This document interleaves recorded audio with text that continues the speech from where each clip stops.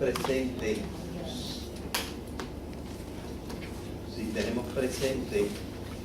el cuadro ¿qué es el hombre?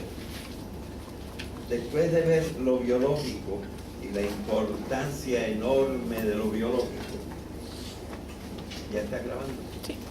Después de ver la importancia enorme de lo biológico, vimos que lo biológico, trascendiéndose a sí mismo, produce o genera varias funciones superiores que existen solo en el animal llamado Homo sapiens sapiens. Estas funciones superiores son tres y dan cuenta de las tres siguientes columnas después de lo biológico. Les voy a decir, aunque no lo tenemos en la pizarra en este momento, no lo tenemos sí, ahí está. En la grabación vemos que está lo cognoscitivo, es decir, la parte intelectual de la vida del hombre, que depende de lo biológico, porque si el hombre no está vivo biológicamente no lo puede realizar. Así que esta función intelectual la llamamos lo cognoscitivo. Lo que vamos a ver hoy de lo cognoscitivo es, como ustedes ven en el cuadrito, que lo cognoscitivo está dividido como en dos secciones diferentes, porque se puede conocer en dos estilos muy diferentes. Y lo principal de la lección de hoy va a ser que nos vamos a fijar en los dos estilos en que se puede realizar. Yo te entregué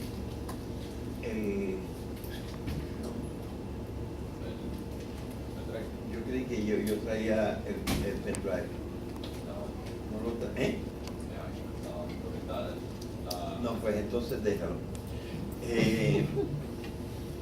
Está extraño. Yo había grabado una cosa exactamente ahora para él. Pero en fin. Lo cognoscitivo tiene dos estilos completamente diferentes. Quizá en alguna oportunidad veremos que no existen solamente estos dos estilos, sino hay una variación del primero. Pero eso no lo veremos en este momento. La segunda función del cuerpo es la acción del cuerpo, pero del cuerpo del hombre tiene una acción que los demás no pueden realizar. Esa acción que los demás no pueden realizar se puede llamar de diferentes maneras. Se puede llamar el amor, se puede llamar la voluntad, se puede llamar la conducta, pero no toda la conducta, sino una especie de conducta que solamente el hombre puede realizar, mientras que los demás animales, sobre todo las plantas, etcétera, y otras cosas, no lo pueden realizar. Esa conducta se llama la conducta racional. Y luego también está que todos los que tienen cuerpo humano pueden tener sentimientos. El sentimiento a través del conocimiento o a través de la acción puede estremecer al hombre, agradarle o desagradarle. Y el sentimiento no lo pueden tener en la forma plena en que lo tiene el hombre, ni siquiera los animales superiores, aunque ellos sí tienen algo de sentimiento, como tienen algo de conciencia y tienen algo de conducta medio inteligente. Pero no a la altura del hombre. Así que nosotros hemos revisado los tres siguientes cuadros después de lo biológico, pero ahora nos vamos a concentrar en el primer cuadro después de lo biológico, que es lo cognoscitivo. Es decir, curiosamente, sorpresivamente, con nuestra biología y a través de los sentidos y de otras cosas, nosotros podemos conocer. Y esto es maravilloso. Nosotros podemos conocer. Podemos tener lo que se llama pensamiento. Pero para poder aprovecharnos de todo el pensamiento, hay que saber que hay diversas formas de pensamiento o diversos estilos de pensamiento. En los estilos de pensamiento nosotros vamos a mencionar dos. Los nombres varían un poco, pero al primero lo podemos llamar el pensamiento lógico. O podemos ponerlo con una rayita y decir el pensamiento lógico racional, que es por ejemplo el que nosotros más ejercitamos en las clases en que estamos estudiando, aprendiendo, y para ello nos hace falta conceptos, entender en una forma precisa de la que vamos a hablar en el día de hoy. Así que hay un primer tipo de conocimiento que se llama el conocimiento lógico-racional. Pero hay otro tipo de conocimiento. Hay otro tipo de conocimiento. ¿Dónde está la hojita de firmar? Tengo apuntada una cosita detrás, así que por favor dámelo un momentito acá. Les voy a hablar de muchas cosas que el hombre puede hacer y que no pertenecen al pensamiento lógico-racional. Por ejemplo, hay gente que en su vida experimenta una cosa que pudiéramos llamar éxtasis. No es una cosa muy común, pero existe, ¿verdad? El éxtasis. Hay hasta un éxtasis que no es propiamente racional. Ese éxtasis que no es completamente racional, a menos que, por ejemplo, esté acompañado del amor, es el orgasmo. En el orgasmo uno está fuera de sí mismo, afuera de sí mismo, y está volcado en el otro. Así que el éxtasis no es propiamente una experiencia racional, pero sí puede ser una experiencia intelectiva. Y uno estarse dando cuenta de muchas cosas, estar realmente en contacto espiritual, además de material, con la otra persona, el éxtasis. Y además del éxtasis, por ejemplo, en los santos el éxtasis a veces está relacionado con visiones. Santa Teresa una vez sintió un amor extraordinario a Dios y veía a un ángel con una flecha que era casi una lanza, metiéndosela en el corazón, sacándosela y volviéndosela a meter esta lanza en el corazón. Y ella, en éxtasis, comprendía que esa era una visión de la unión con Dios.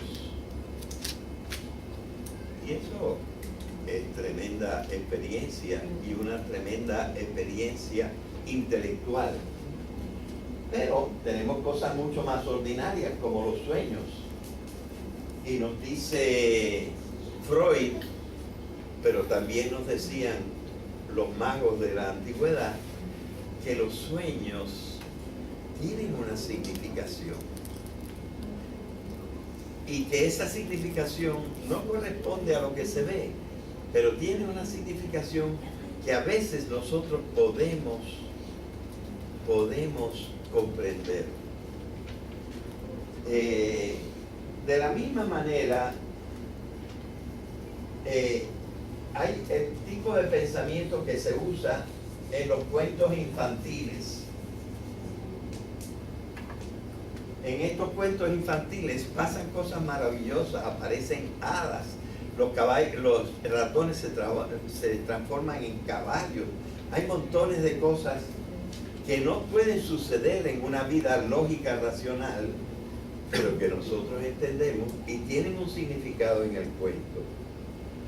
Pero fíjense ustedes maravillosamente que esto también sucede en las historias sagradas. El paso del mar muerto, la creación de Adán y Eva y tantas otras cosas que, como están dichas, no pueden haber sucedido, pero que tienen una tremenda significación que nosotros podemos explicar. Pero cosas mucho más vulgares pueden también estar acompañadas de este tipo de pensamientos, como las borracheras o estar endrogado y uno tener toda una serie de ideas y cuestiones que le impresionan y que le afectan. Y después también en general podemos hablar de unos estados alterados de conciencia.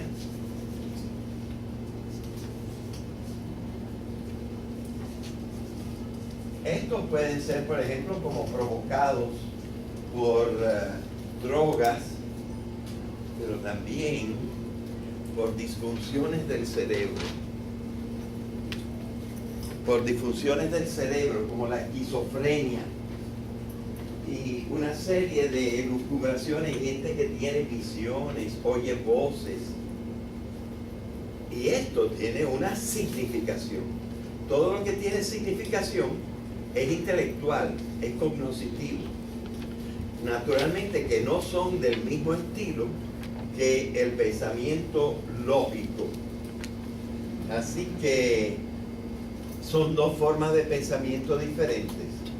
Una forma que podemos llamar el pensamiento lógico y le podemos agregar racional,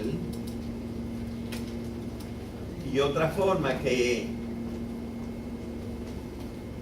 se trata de todos estos casos que tienen la misma estructura, como vamos a ver, la misma estructura que, por ejemplo, los cuentos infantiles. Y en esta estructura se notan unas cosas curiosísimas, increíbles, y hasta que pudiéramos llamar imposibles. Y sin embargo, nosotros entendemos lo que quieren decir. Este es el pensamiento que, para decirlo brevemente, llamamos mítico.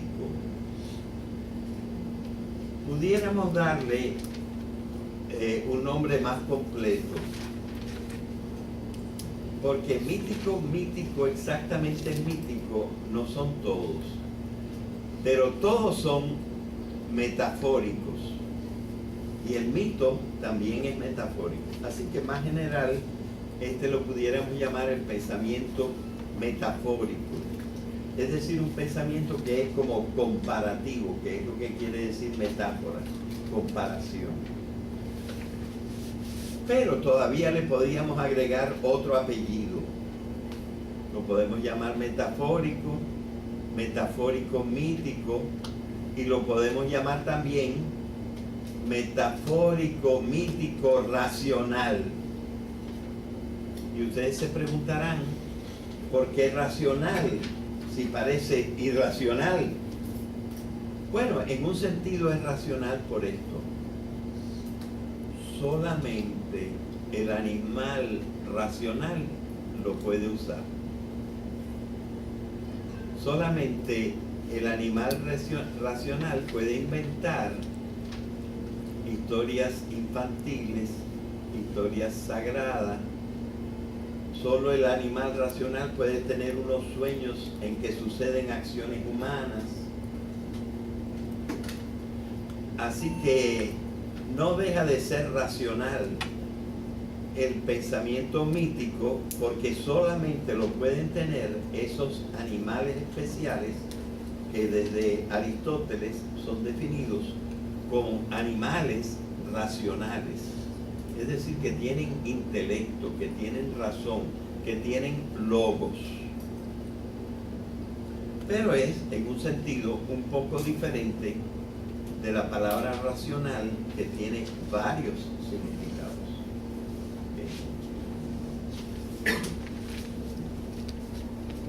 Si ustedes se fijan, este cuadrito yo lo compuse, lo generé en 1988.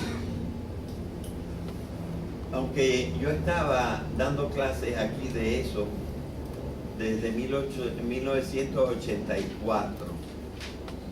Pero nada, tardé como 2 años en ponerlo en 2 columnas y en verlo en esta forma.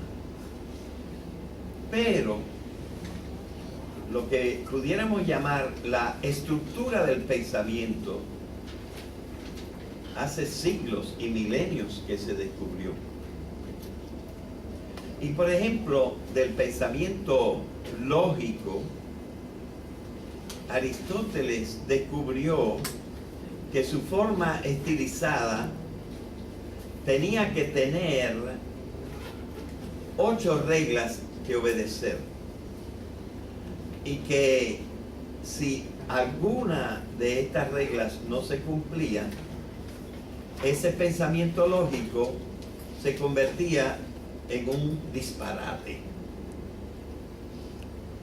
Así que necesariamente había que tener esas 8 reglas para que el pensamiento lógico fuera válido y nos ayudara a encontrar la verdad.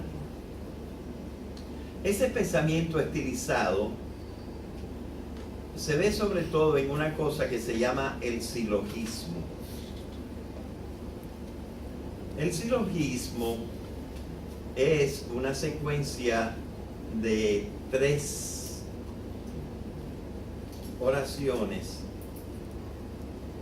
las cuales están en una cierta relación y nos permiten pasar de unas cosas que sabemos a una cosa que no sabemos hasta que hacemos el silogismo. El más clásico, y yo creo que hasta fue inventado por el mismo Aristóteles, el más clásico dice en esta forma. Ya verán las 3 oraciones. La primera oración dice: todos los hombres son mortales. No hay ninguno que al fin y al cabo no muera. La segunda oración dice: Sócrates es hombre. Y la tercera oración, si tú admitiste las 2 primeras, la tercera tienes que admitirlo forzosamente. Y es: luego, si estas 2 son verdaderas, también es verdadero que Sócrates es mortal. Porque todos los hombres son mortales y Sócrates es hombre. Ahí vemos la estructura estilizada de lo que se llama un pensamiento lógico, racional, deductivo.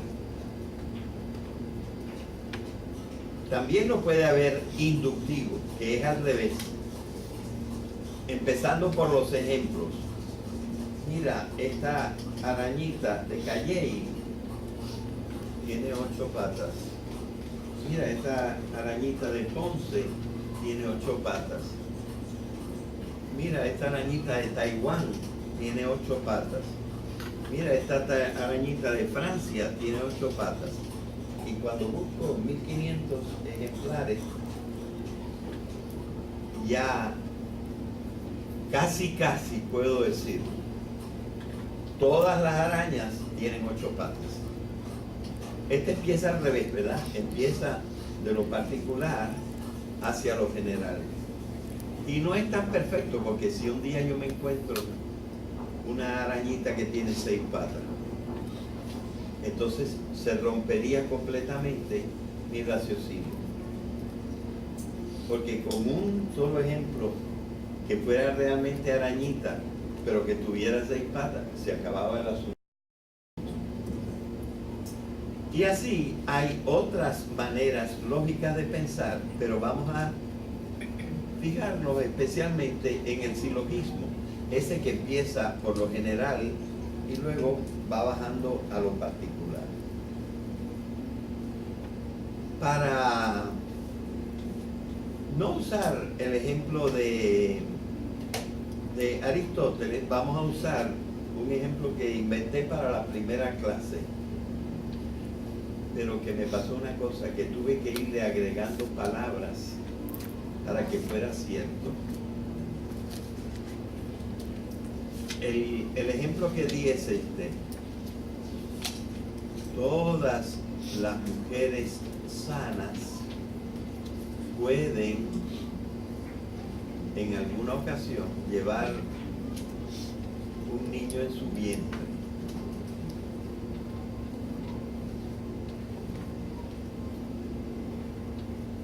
María es una mujer sana. María puede llevar un niño en su vientre si tiene pareja, por ejemplo. Si tiene pareja. Ven, yo le tengo que ir agregando unos pedacitos para que la cosa resulte verdadera, porque no es tan sencillo como el de Sócrates. Pero al fin y al cabo yo puedo poner una frase en general, una segunda frase y sacar una conclusión. Pero dice Aristóteles, no cualquiera, tiene que tener 8 condiciones. Y también podría ser negativa. Por ejemplo, yo podría decir, todas las mujeres sanas pueden, si tienen una pareja, llevar eventualmente un hijo en su seno. Yo no soy mujer. Luego yo no puedo llevar un hijo en mi seno. Y también eso es completamente válido. Esto me sirve para explicar algunas de las leyes de Aristóteles. Por ejemplo, esta ley. Si de las 2 frases u oraciones que hay arriba, alguna es negativa, la conclusión tiene que ser negativa. Y en efecto, en la que yo inventé, yo no puedo llevar un niño en mi seno. Otra cosa absolutamente necesaria, dice Aristóteles, y lo podemos ver en la primera frase: todas las mujeres sanas que tengan pareja pueden llevar alguna vez, eventualmente, un hijo en su seno. Esta palabra es general porque se refiere a todas las mujeres sanas. Cuando un sujeto de una oración es de todos los objetos de una clase, se dice que esa es una oración universal. Por el contrario, aquella otra que dice María es una mujer sana, o aquella otra que dice yo no soy mujer, habla de alguien en particular. No es una oración universal, porque el sujeto habla de unos cuantos o de uno. Bueno, pues dice Aristóteles que puede haber silogismos racionales que tengan dos oraciones universales. Entonces la conclusión será universal.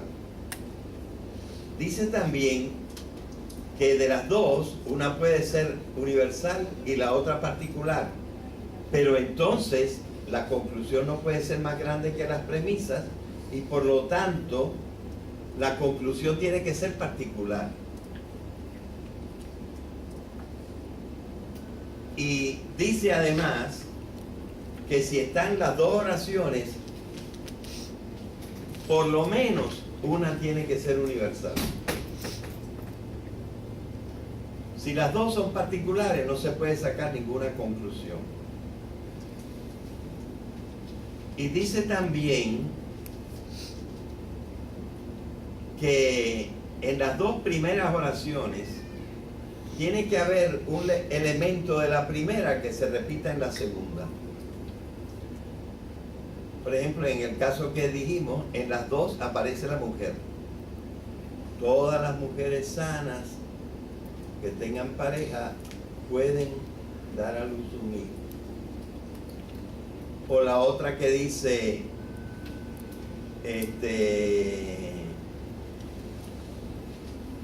estábamos viendo que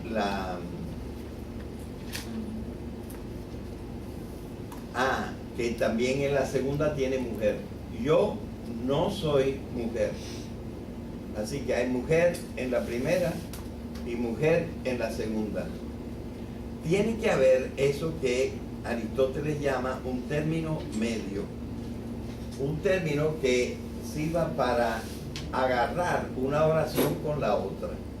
Y eso es que haya una cosa que se repite en la primera, se repite en la segunda, pero ya no puede estar en la tercera. Ven, aquí estamos exponiendo cómo vio Aristóteles las leyes del pensamiento lógico. Ahora bien, yo no voy a hablar de estas, porque él las descubrió hace 2000 y pico de años. Así que todavía se pueden encontrar otras, más bien descriptivas, pero se pueden encontrar otras, y da la casualidad que todas las cosas que están en el pensamiento lógico, en cierta manera, son al revés en el pensamiento místico. Y esto es el interés de este cuadrito que tenemos ahí. Fíjense ustedes que hay 10 descripciones, una detrás de la otra, del pensamiento lógico, y 10 descripciones, una detrás de la otra, del pensamiento místico. Hasta ahí hay 6, pero siguen para abajo. ¿Ven? Ahora, para que ustedes vean un pensamiento mítico, voy a contarles un cuento que ya ustedes conocen. Sígueme, ¿verdad? Vamos a contar un cuento que ya ustedes conocen, pero que les va a fijar la atención sobre el pensamiento mítico. Les voy a contar un cuento que ustedes conocen y que yo contaba o conté por lo menos 30 veces a mis hijas cuando tenían entre 3 y 6 años. Y el cuento decía así: había una vez una mamá que vivía con su hijita en un lado del bosque, y del otro lado del bosque vivía la mamá de la mamá, la abuelita de la niña. Pero un día la abuelita de la niña estaba enferma y la mamá le dijo a la niña: mira mi amor, ponte tu caperucita roja para que vaya bien abrigadita y llévale este botecito de sopa a tu abuelita, que la pobre está enferma, para que pueda comer y no tenga hambre. Pero ten mucho cuidado al atravesar el bosque, porque el bosque tiene sus peligros. Te puedes, por ejemplo, encontrar al lobo que te pudiera hacer mucho daño. Así que ten cuidado y sábete que de todas maneras por el bosque está también el leñador. Trata de verlo, de saludarlo y decirle que te vaya mirando hasta que tú llegues a casa de la abuelita. Sí, mamá, le dijo la niña. Se puso su caperucita, cogió el bote de sopa y se fue caminando por el bosque. De lejos, el zorro detrás de un árbol la vio, pero no dejó que ella lo viera. Y corrió, y se fue corriendo porque supuso que ella iba a casa de la abuelita. Para fortuna del lobo, la puerta estaba abierta y el lobo se metió, se comió a la abuelita y se puso debajo de las sábanas, se puso la cofia de la abuelita, escondiendo un poquito las orejas, pero todavía se le veían. Y se acostó esperando que llegara Caperucita Roja. Efectivamente, Caperucita Roja, que por el camino había saludado al leñador, llegó a donde estaba la casita de la abuelita y tocó, pero vio que estaba abierto y entró. Y entonces se encontró con este cuadro en la cama y le decía: abuelita, pero qué ojos tan grandes tú tienes. Para verte mejor, mi nena. Abuelita, ¿y esas orejas que se te ven por debajo de la cofia? ¡Qué grandes! Para oírte mejor, mi nenita. Abuelita, pero con esa boca que me estás hablando, ¡qué grande! Para comerte mejor, tortita. Y se levanta de la cama, pero en ese momento entra el labrador y viendo que el lobo se quería comer a la nena, coge el machete y mata al lobo, le abre la barriga y saca a la abuelita. Y entonces Caperucita le pudo dar: abuelita, mira lo que te pasó, pero el leñador nos salvó, mira, y ahora te puedes comer esto, qué contenta estoy de haber venido. Y ese es, colorín colorado, este cuento que se ha acabado.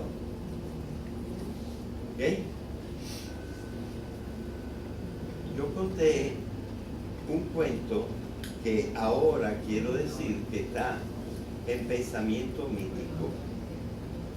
Vamos a ver si se justifica esta manera de hablar. Vamos a comparar la historia de aquello de que todas las mujeres sanas que tengan pareja pueden alguna vez tener un hijo en su vientre. Yo no soy una mujer, luego yo no puedo tener ninguna vez un hijo en mi vientre. Vamos a comparar eso con la historia de Caperucita. El pensamiento lógico, que pudiéramos llamar también lógico racional, es un pensamiento por pasos. Para llegar a comprender, yo tengo que dar 3 pasitos en este caso. En algunas ocasiones yo tengo un artículo para probar supuestamente la existencia de Dios, pero tuve que escribir 19 páginas para llegar a mi conclusión. Y idea tras idea, idea tras idea, hasta llegar a la conclusión. Así que el pensamiento lógico es siempre el pensamiento por pasos. Y también tiene que dar pasos en el pensamiento inductivo. La abejita de aquí, o la arañita de aquí, la arañita de allá, la arañita del otro lugar. Pasos, pasos, pasos, hasta llegar a la conclusión. El pensamiento mítico, que también se puede llamar metafórico mítico, o metafórico mítico racional, es diferente. Lo que quiere decir se sabe desde el principio. Cuando yo les contaba este cuento a mis dos niñitas, yo les decía, porque una de mis hijas era rubita y la otra de mis hijas era brunette, pero tenía el pelo ensortijado. Y entonces yo les decía, esta vez era una niñita rubia, rubia, rubia, con el pelo rizo, rizo, rizo. Y con esto yo favorecía lo que de todas maneras ellas hubieran hecho, que es decir, esa niñita soy yo. Lo que le pase a ella me puede pasar a mí. Esa es la conclusión que ellas van a sacar. Y todo lo van a ir metiendo en ese sentido. Como cuando nosotros vemos con la novia una película de cowboy y yo soy el cowboy y mi novia es la novia del cowboy. Nos identificamos. Y entonces seguimos la película intelectual y emocionalmente. Y si le pasa una cosa imposible de que pase, yo digo, esta es una película mala, porque eso no me puede pasar a mí. Así que en el pensamiento mítico, lo que hay que descubrir, que no es si el lobo puede comer niños o no, si el lobo puede comer abuela, no, eso no es lo que hay que descubrir en el pensamiento mítico. Ese cuento está hecho para decir cómo tiene un niño que aprender a vivir. Debe ser obediente para hacer lo que le dice su mamá. Debe ser valiente para atravesar el bosque. Debe ser cauta y advertirle al leñador y cuidado de que no te tropieces con el lobo. Así que esas cosas son la enseñanza. Es decir, todo discurso humano, sea lógico o sea mítico, es para aprender algo. Y aquí yo aprendo una cosa por pasos. Y aquí, diciendo enseguida que ese cuento es para mí, para mi existencia, yo saco mis conclusiones. Así que los dos son significativos. Es decir, los dos son pensamientos, pero están hechos en una forma muy diferente. Bien, esa es la primera regla. Por pasos acá, inmediatamente acá. Segunda regla. Todo pensamiento lógico necesita una parte abstracta. yo tengo que hacer una idea general. Todas las mujeres sanas, si tienen pareja, pueden llegar a tener un hijo en su vientre. O incluso la otra que dice, todas las arañitas que he encontrado, todas. Esa es una afirmación general para la cual yo necesito llegar a un nivel abstracto de pensamiento, de cierta abstracción de mi pensamiento. El pensamiento es abstracto y sigue unas reglas. En realidad, todos esos pensamientos todos son iguales, porque lo que hacen es que aquí yo tengo una cosa, aquí tengo otra, y las otras dos las empato en la conclusión. Es el mismo esquemita. Fundamentalmente es el mismo esquemita. Y el discípulo de Aristóteles, que se llamaba Teofrasto, dijo, yo les puedo dar vuelta a las oraciones y las puedo transformar y todavía saco la misma conclusión. Así que se estudió bien eso de la estructura del pensamiento lógico. Bien. Así que el pensamiento lógico es abstracto, sigue reglas abstractas sobre la generalidad, sobre la negación, sobre la particularidad, etc. Es abstracto. Lo que está entre paréntesis lo explico otro día para poder llegar al final aquí. Mientras que en el pensamiento mítico yo puedo pasarme todo el tiempo en algo concreto, porque la persona se lo va a aplicar a sí misma. Cuando yo les contaba Caperucita Roja, las niñas eran Caperucita Roja. Cuando yo les contaba Blancanieves, las niñas eran Blancanieves. Cuando yo les contaba Cenicienta, las niñas eran Cenicienta. Concreto, de uno a uno. ¿Verdad? El pensamiento mítico es concreto. Bueno, pero el pensamiento lógico es penoso y difícil, porque los niños, por lo menos hasta los 7 años, no pueden llegar al pensamiento abstracto, mientras que los niños de 3 años ya pueden comprender la Caperucita. El pensamiento lógico es penoso, difícil. Yo tuve que hacer 19 páginas para llegar a una conclusión. El pensamiento mítico es vívido, interesa enseguida. Mira, nos están contando de una niñita que atravesó el bosque.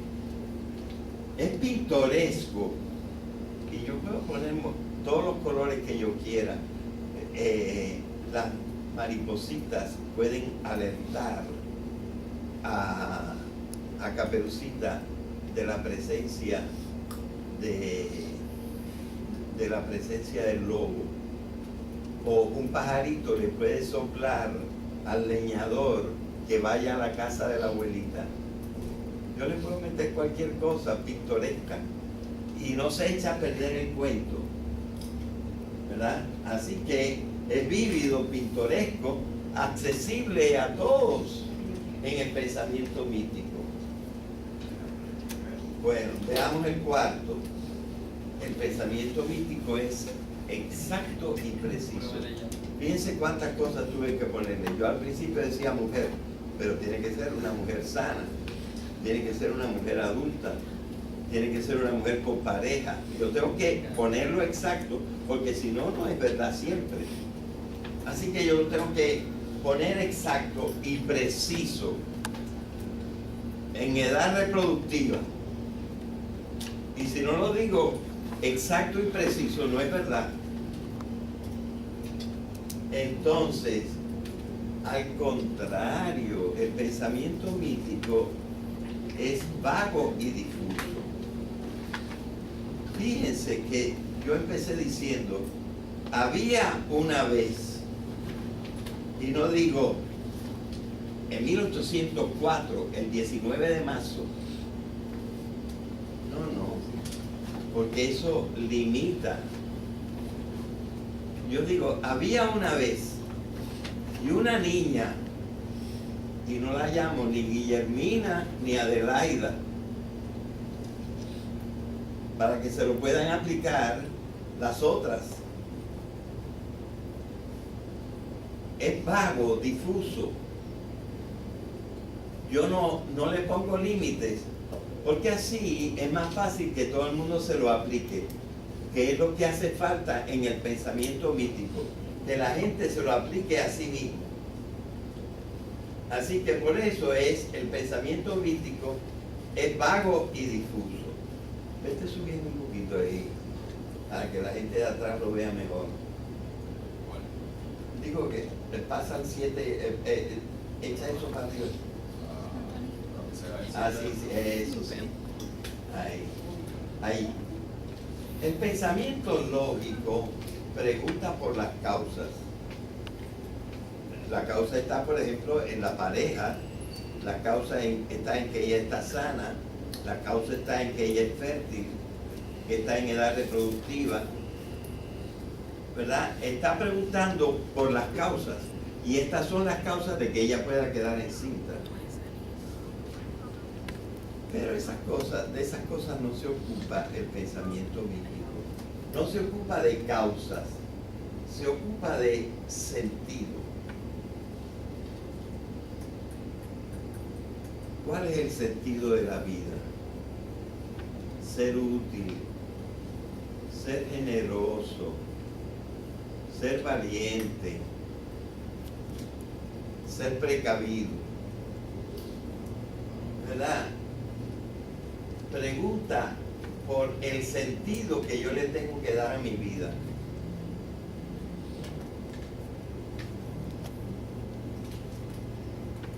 Así que una cosa es como exterior, ¿verdad? Las causas. Y la otra cosa está dentro de mí. ¿Qué sentido tiene mi vida? ¿Cómo yo quiero que sea mi vida? ¿O cómo quiere mi mamá que yo sea cuando yo sea grande? Bien.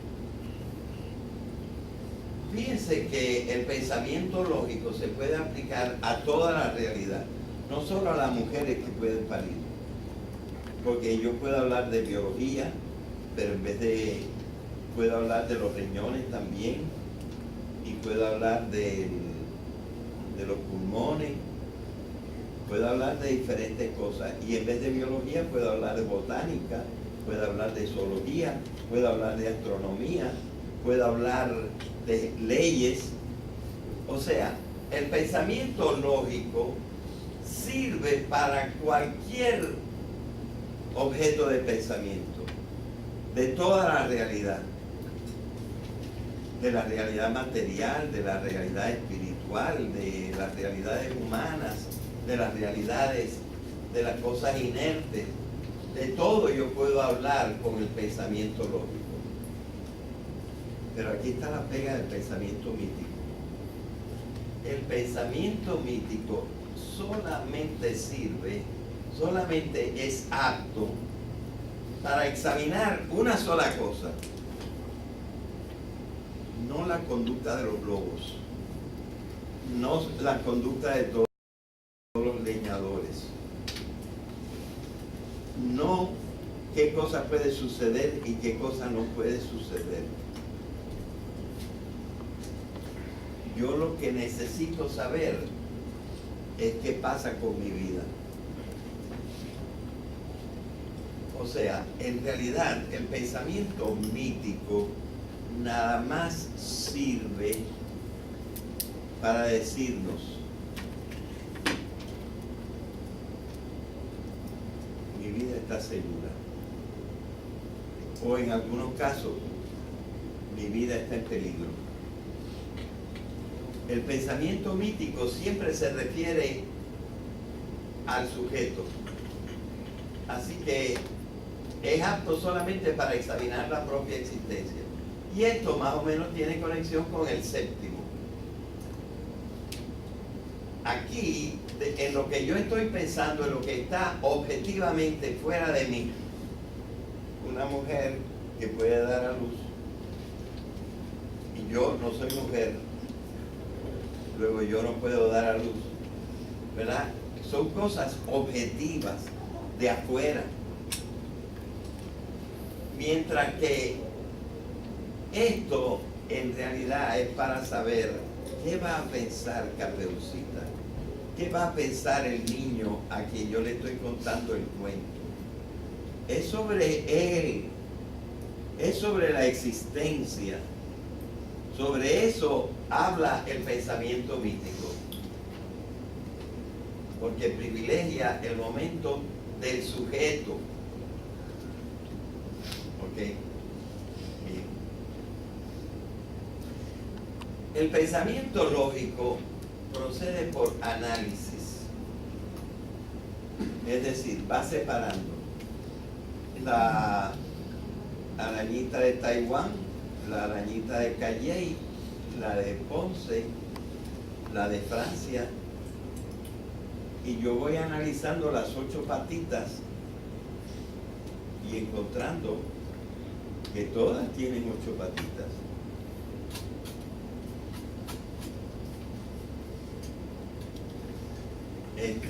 De manera que, ¿saben lo que yo encontré en el análisis?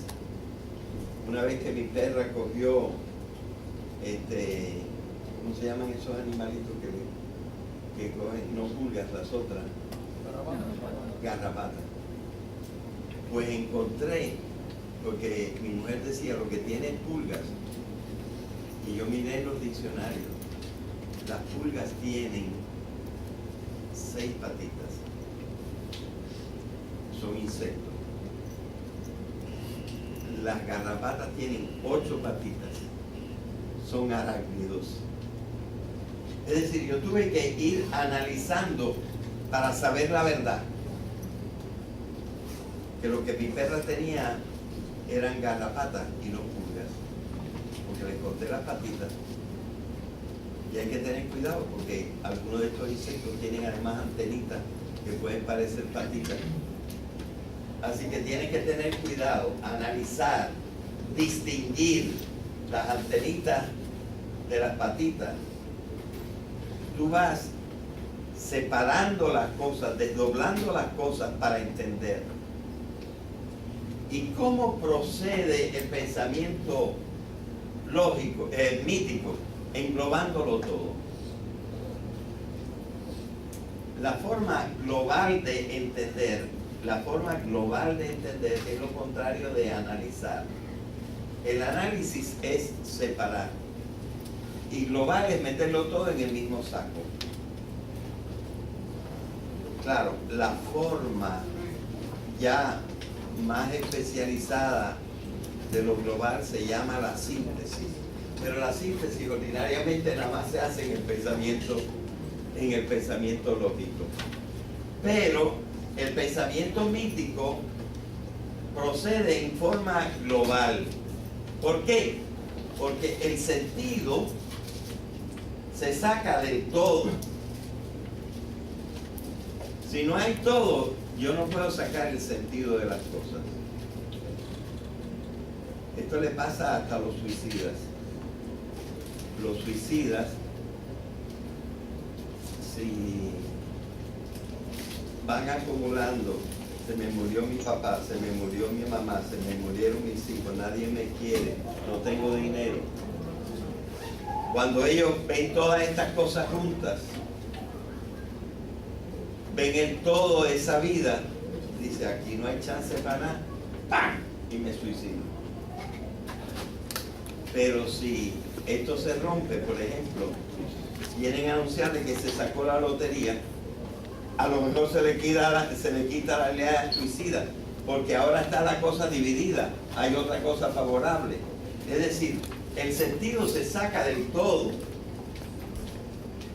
y es del todo que uno va a proceder en el cuento, ¿verdad? Bien, vamos rápido que se está yendo ya la gente. Miren, en el pensamiento lógico yo no puedo meter ni un chin de pensamiento mítico porque lo he hecho todo a perder. Yo no puedo decir toda esa frase, las mujeres sanas, si tienen pareja y están en edad reproductiva, pueden tener hijos. Si yo digo, las mujeres sanas, si tienen una hada madrina y tienen una pareja, pueden parir, eché a perder el asunto. El hada madrina, ¿por qué está ahí el hada madrina? No sirve para nada. Echas a perder. El pensamiento lógico tiene que ser todo lógico. En el pensamiento mítico, al contrario, si tú metes un poco de lógico, por ejemplo, yo no voy a contar que Caperucita atravesó el bosque porque la Caperucita la iba llevando flotando, ¿no? Mejor la hago ir caminando, como todo el mundo. Mientras más cosas lógicas tú metas en el pensamiento mítico, más ayuda. Siempre que le pongas otros ingredientes, ¿verdad? Míticos. Y 10, le sube un poco. El pensamiento lógico tiene coherencia, es decir, los detalles tienen que pegar unos con otros. En el pensamiento mítico, los detalles particulares no tienen que pegar unos con otros. Y, por ejemplo, el lobo no pega como en realidad obran los lobos, porque los lobos no hablan, etc. No tienen que pegar. Nadie puede sacar a alguien de la barriga de un animal enterito y vivito y coleando. Pero no importa que no pegue, porque el sentido del cuento lo encuentro sin necesidad de que peguen las partes. Esto ustedes van a tener que reflexionar y coger ejemplitos y ustedes van a ver que siempre es así. Y que los dos llevan a verdades, aunque las verdades sean diferentes. La verdad es que un niño tiene que ser obediente, valiente, precavido, servicial, etc. Y eso es verdad, aunque los lobos no sean así, los leñadores no sean así, el camino no sea así, no importa. No importa, el asunto es que el globo me diga cómo tiene que ser un niño. Bien, de manera que nosotros vemos que hay efectivamente dos estilos de pensamiento y los dos nos pueden dar enseñanzas. Y no es lógico ni sabio despreciar el mito, porque sabiéndolo entender, el mito nos dice cosas muy importantes para nuestra propia existencia. Lo dejamos ahí hoy.